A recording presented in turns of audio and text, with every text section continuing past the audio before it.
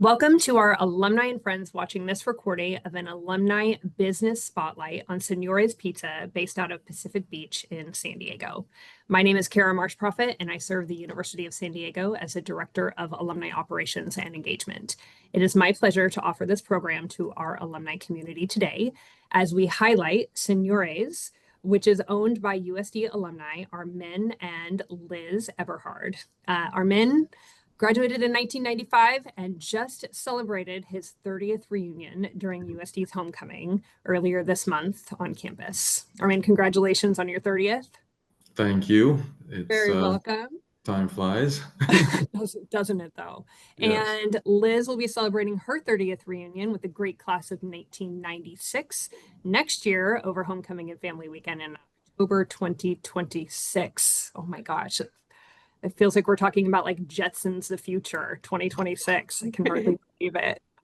That's right. Thank you both so much for joining me today on this Alumni Business Spotlight. For those of you listening, watching this recording, Liz and Armin and I were just talking about how so many of our alumni are just natural entrepreneurs. I think it's something within the USD community that just drives this spirit, this entrepreneurial spirit. And so being able to highlight one of our alumni business owners is an exciting proposition and experience for me. So thank you two again for being part of this today. Thanks for having us. Yeah, absolutely. Let's dive into the hard-hitting questions. The first, how did you two meet? We met at USD. I love it. Love me a good USD love story. Sure. Tell me about it. Intramural soccer was the first time we ran into each other. And then we were at the we're part of the Delta Sigma Pi business fraternity in the business school. All right. And was that pretty early on, like freshman, sophomore year? Sophomore year for me. All right. Yeah, freshman year for me. Yeah. Okay. Oh my gosh, you locked her up early, Armin.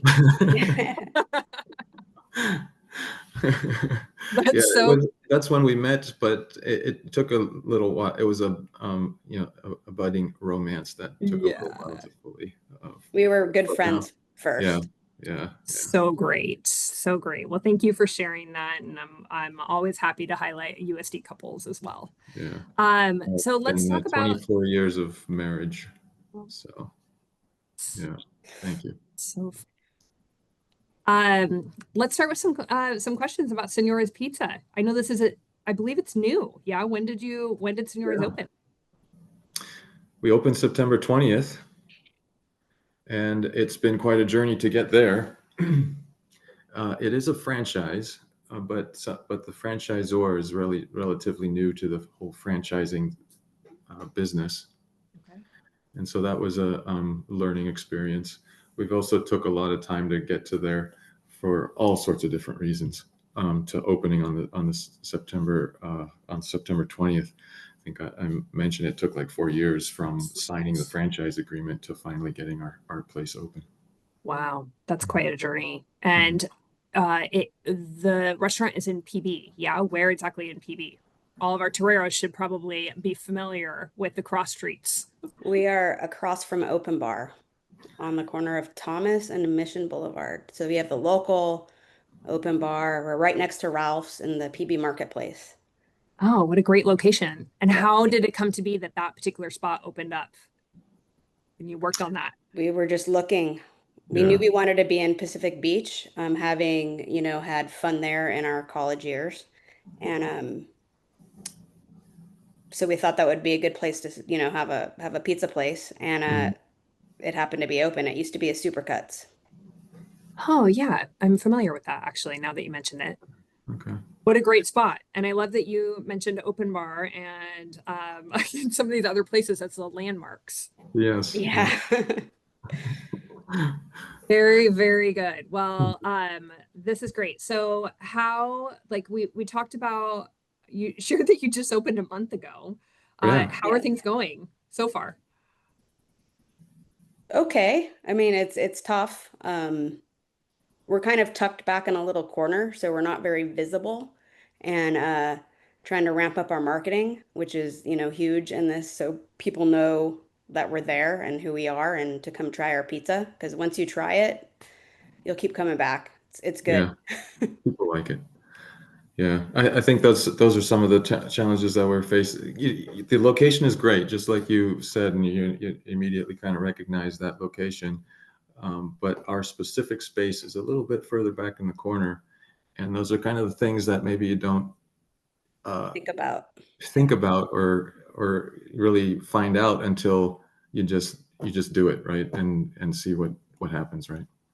Sometimes the learning by doing is the best way to Mhm. do it. And I think that there's a whole section of my questions that I have outlined for you about like, what have you learned through this process? So I'm going to ask you some more about that soon. For sure. What else about the business should we know? It's called Signore's Pizza, but we have quite a broad menu. We have sandwiches, burgers, Pasta salads, pastas, and desserts. So it and really covers appetizers. a lot. Yeah, and being in PB, are you open later than some restaurants typically are to serve We that will population? be starting this weekend. We will be Mhm. open on Thursdays through Saturdays till 2:30 a.m. Oh, and then the rest of the time till probably about 11. okay. Okay. Yeah, yeah, yeah. Experimenting with the opening hours as well is part of the, getting a feel for the location, for the traffic. Yeah, I mean, you're only a month in. All right. What, like, through this process, I mean, and I want to kind of dial it back to even the thought process of being interested in opening a business and a Mhm. franchise. Mhm. When did that start for you guys? Uh, When did it start for you, Liz? Well, Because I you think we have mentioned different it. We starting were points. we were actually still living up in Redwood City, which is south Mhm. of San Francisco, and Mhm. Armin approached me about it. And at first I was like, "What? A pizza place? What?" And he had mentioned like franchises before, but then like through COVID, I kind of started really thinking about it, and as our kids got older, we have three kids who are 22, 20, and 17. So just thinking about what we can leave for them as well, um, going forward. And then we happened to decide to move back down to San Diego in 2021. And then it's like, if we're going to do this, PB would be great. It was like even just coming down to San Diego kind of helped me get on board more. Mhm. Yeah. Yeah. And for me, I've been thinking about it for a while, doing something. You mentioned the entrepreneurial spirit or USD, and I think that's definitely true. Some people get to it sooner than others. I've been thinking about it for a while. In between graduating from USD, I went to law school and worked at a law firm for a while, and then worked in the tax department at a company here in Silicon Valley. Uh, so, but always in the back of my mind, thinking about ways to be your own boss and your own boss in a way that your time can generate, where you can have a source of income without, that's not dependent on your time, dependent on your skills and dependent on your knowledge, but not necessarily on just your time, like in the law area where fundamentally you're billing based on hours kind of thing. Yeah.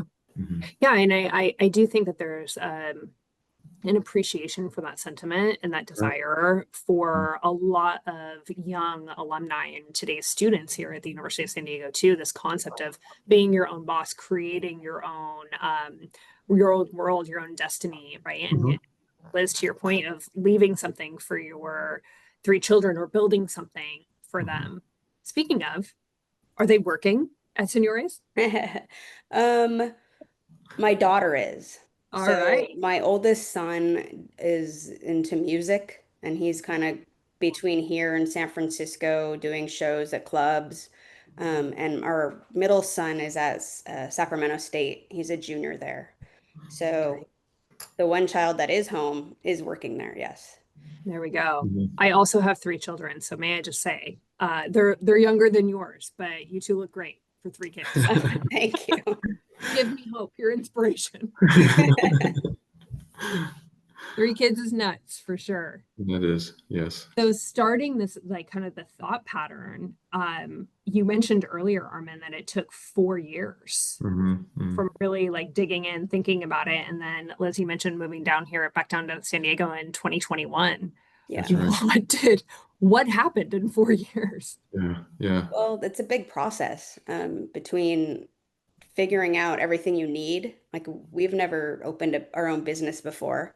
So figuring out everything that you would need to do it in terms of all, the licensings and all that stuff to getting a loan, getting a loan, getting all that stuff together, and then we had to completely build out our place. So that took a while too, just finding the location and then finding an architect and a contractor that you trust. And having moved back down here, we didn't know I mean, we have a lot of friends down here, but in that business that's really going to help us. So that took a while too. And then the hardest part was the permits. That really took a long time. San Diego for the permitting was extensive. I think that was 2 years. Yep. Yep. And it feels like nobody is going to care about this as much as you do, right? And so almost the biggest part is just being tenacious, like with the permitting, just as an example, calling every other day, what's up with my permits? What's up with my permits? If you don't call them, they're not thinking about it, and nothing's going to happen. Yeah, out of sight, out of mind. Yep. Yeah, squeaky wheel type of syndrome. That's interesting. I mean, one of my questions to ask you is, what were some of those key learning points for you through this process of opening up a franchise? Is there, maybe I'll start with, because I like to start with the positive. Like, what do you think worked well through the process? Yeah. What worked well? You already mentioned tenacity. Yes. And yeah, so that's tenacity worked well. There's lots of things, you kind of tend to focus on the negatives, but I think finding our location worked well. We took the time to find a location. We didn't jump on the first spot that was open. And so it took some time to come across this particular location, which we just really enjoyed. It's got its challenges, like we mentioned already, but dwelling on the positive, it's a great location. Yeah. I also think creating the relationships was positive. Like being friendly and I don't know, welcoming to suggestions, I think really helped me a lot. And building the relationships that I've had with people like our contractor, I think help them want to work for you and be on top of it for you. If you're friendly and cordial and tenacious, in a friendly and cordial way, the other people, cater to you more and want to be on your side and get things moving. Yeah. I mean, I think that's a really good learning lesson, for anyone who is interested in opening a business, whether it be a restaurant or something completely different, is relationships are key. I mean, I can't tell you how many times, and working in the Alumni Association, especially talking to young alumni about, life is about who lean into the relationships that you have because they will serve you. And actually how I was introduced to you both was actually through one of Armin's classmates, David Salisbury from the class of 95, who was also on our alumni board. And he and I have been connected for a really, really long time. And he had forwarded me your information on LinkedIn. Right. And so that was the prompt for me to reach out and schedule this connection. So again, the relationship component is so crucial. So I love that you highlighted that, Liz. Thank you. All right. So like, other than the permits and the fact that it just took 4 years, is there any nugget of like what didn't work well? If anyone is listening to this thinking, wow, I'd really like to start a business, really like to open a franchise. In deciding on the franchise, maybe I can start there. There's lots of different things you can franchise. Plumbing businesses are franchisable. Mortuary services is franchisable. and you don't need any prior experience. They'll give you the franchise. And then there's a lot of variation within that. There's ones that have done it for years, like a Chick-fil-A, and you'll pay for that up front. Or there's a lot of newer ones that are growing and budding, and you pay a little less up front, but you have to deal with some of the growing pains involved with that. I called it growing pains, but part of the reason that I kind of liked going with Seniores was not only did I like the food, but I kind of was excited about the opportunity of growing something that was really just starting out in the franchising area. Yeah. We're the first location in Southern California. All their other locations are all in the San Francisco Bay Area. Oh, that's really exciting. So, yeah. Mm-hmm. All right, good. So did you, when in your time in Redwood City, there are Seniores up there that you would visit? So you were familiar with the brand. That's right. Yeah. All right, great. Love that. Yeah. Liz, what would you add? You know, what were those kind of learning moments for you that if you could go back and kind of do things differently? I think I'm pretty in alignment with Armin. I think having more patience for me on you know, I would get frustrated, I guess, with the newer franchisors, at least in my experience, just because they're so new to it, they're still learning. So certain things I would just expect, especially, you know, having been a business major at USD and then getting an MBA, I kind of expected a little bit more professionalism on that part. So for me, it would be make sure you have patience if you're going to do something like this that's so new. I mean, you could easily pop into like a, you know, like Armin said, a Chick-fil-A or some other thing that they give you everything up front, and it's very you know, set. You have to follow everything. The one enticing thing about Seniores being new is that we had a little bit of flexibility in certain things. Like there's certain things they really wanted. Definitely not too flexible on the menu because that's their signature, but other things they were a little bit more flexible on. So it was like Armin said, helping this, you know, franchise grow. Yeah. Patience. I heard you. Patience. Yeah. Yes. I feel like that applies to just about every element of life, whether you're opening a franchise or parenting 3 children. Yeah. And expectation, I guess. Expectation would be big too. In terms of the timeline in particular? In terms of the timeline, in terms of knowing the people you are going to, you know, franchise with, like how experienced are they? So maybe lowering your expectation a little bit on someone that's newer to the franchise model, as opposed to someone who's, you know, a company that's been doing it for a long time. Yeah. You mentioned the timing of moving back down here and during the pandemic and, you know, creating something for your family that's more generational. Why else are you doing this now at this particular point? It's a little change of pace. For me, a little change of pace. I've been in the corporate world for the last 30 years or so. So it's a little change of pace to get into a completely different industry. Much, you practice, you work out different muscles in this space than when you're going to the office every day working on a client or something. I would imagine. Yeah.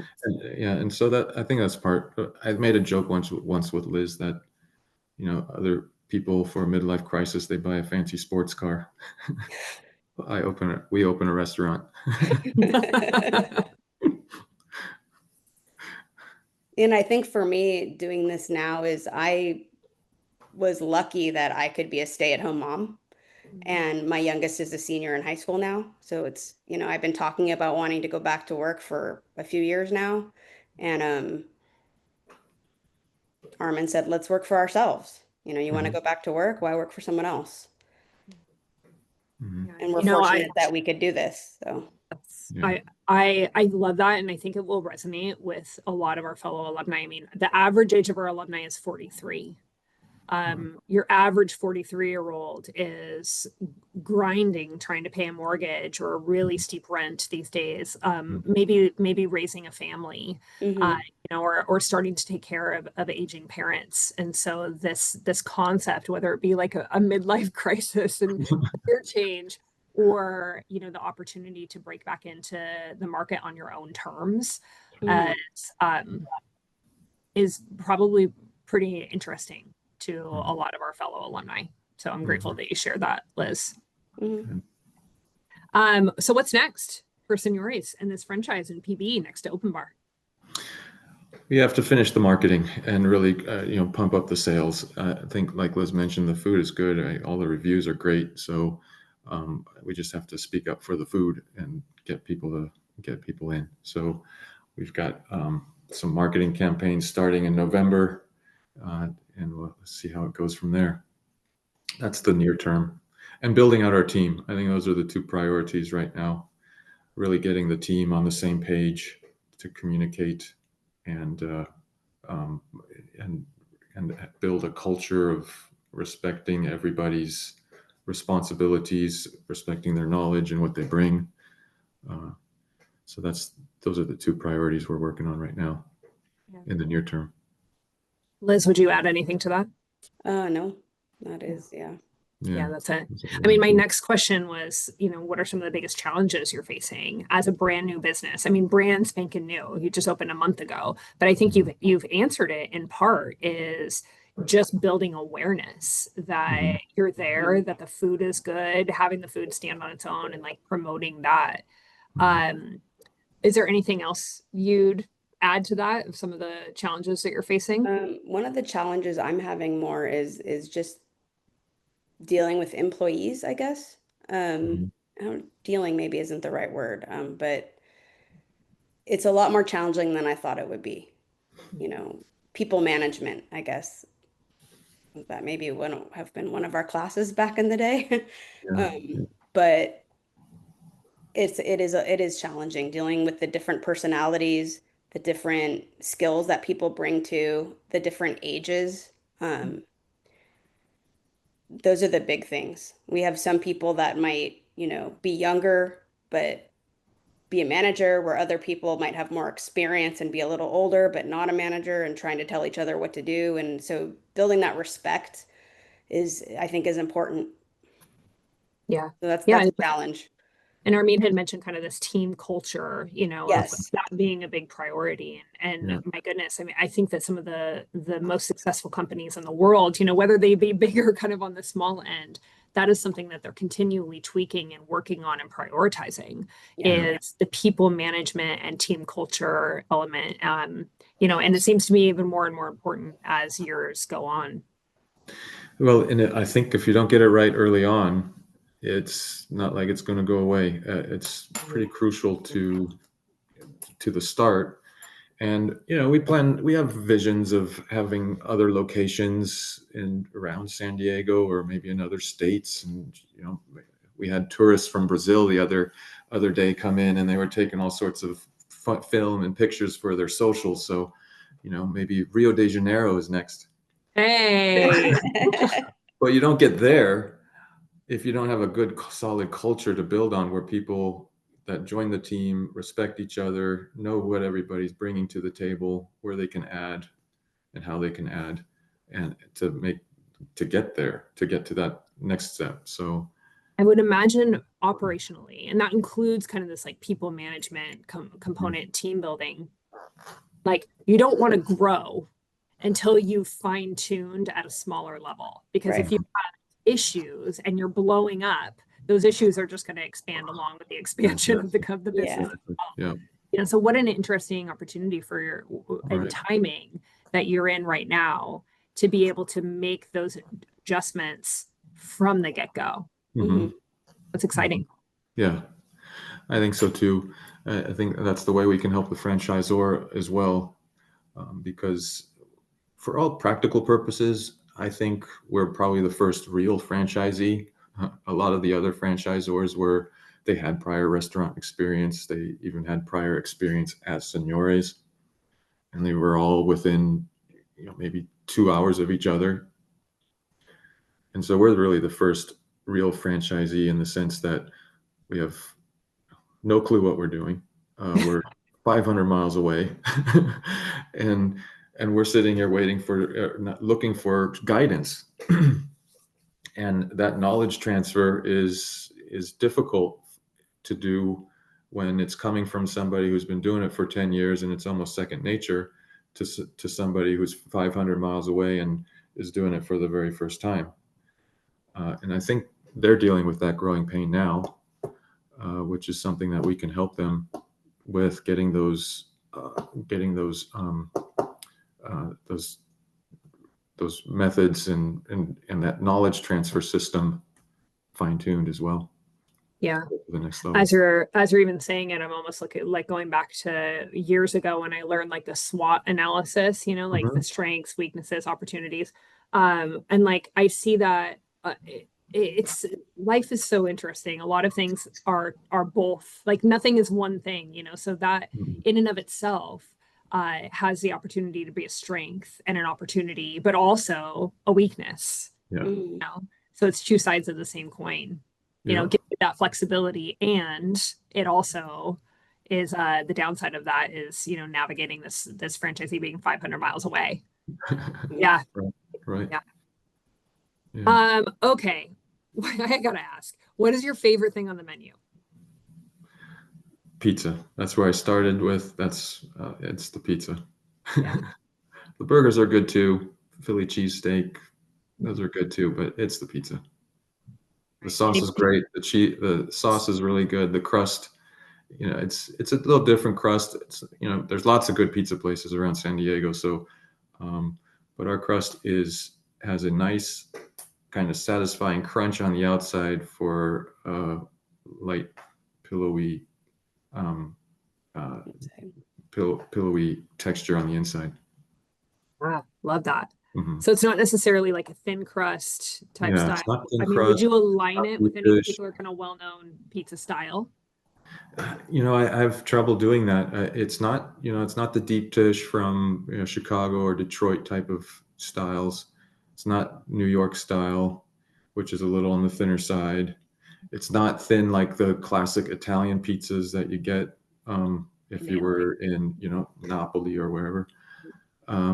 It's more of an American traditional, a little thicker, but it's the outside crust, that it's just a thin layer so it doesn't scrape up your mouth too much, you know, like you do with a baguette, for example, where the crust on the outside is so hard, but it's nice and soft on the inside. It's just a, you know, satisfying crunch to get into the pillowy middle, and then when you of course put all the good toppings on top, it's divine. For those of you watching this recording, Armin and Liz and I are recording this during lunchtime, and now I'm hungry and I might need to just take a drive down to PBH. So, Liz, what about you? Favorite menu items? Pizza definitely is good. I also like some of the pastas. I think are pretty good. Like our chicken Alfredo is really good. Everything we make to order.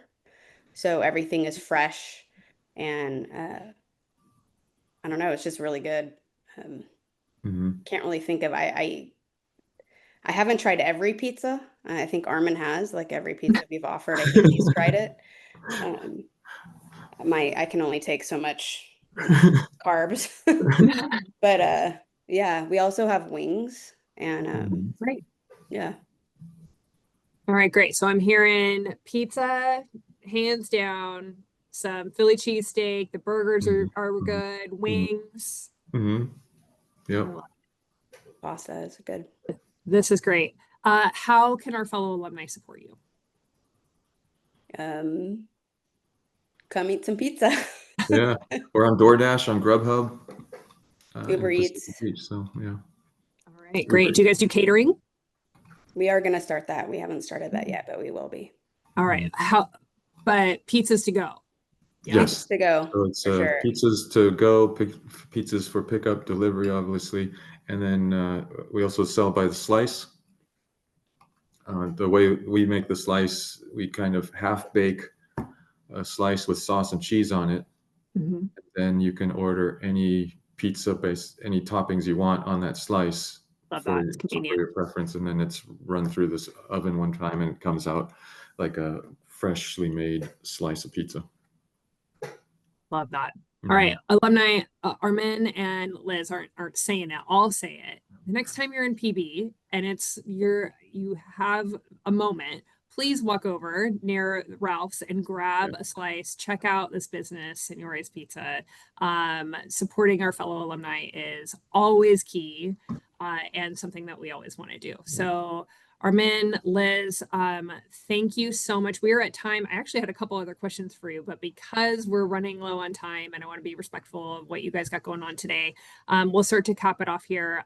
How can, other than just going down to PB, how can alumni find out about Seniores? Are you guys on social media?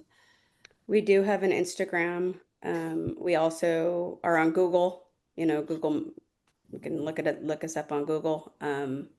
Another way is if you do come and try us, to leave a review. That would be great. Whether it's on Google or Uber, whatever, Uber Eats, DoorDash, great reviews definitely help. Anything else, Armin? I'm not. No, I think that's it. It's all about the socials these days. Yep. It is all about the socials. Yeah. And if any of our fellow alumni here that are listening in are interested in getting in touch with you, how might they do that in the most efficient way possible? Probably email. Yeah. Email. Yeah. Yeah. All right. Mhm. Great. Maybe I'll go ahead and grab your email addresses and Perfect. put them on the back end or in the caption of the video that we post. Excellent. Yeah. And always reaching out, obviously, on Instagram is an option as well. Yes. But ultimately, the call to action here for our fellow alumni is to go check out Seniores Pizza. Liz, Armin, thank you both so much for joining me today. I am extremely grateful. I am cheering for you, and I am about to head in the car and head down to PB and grab a slice. So thank you guys. I'm wishing you the best of luck, and take good care. Go Toreros. Thank you. Go Toreros.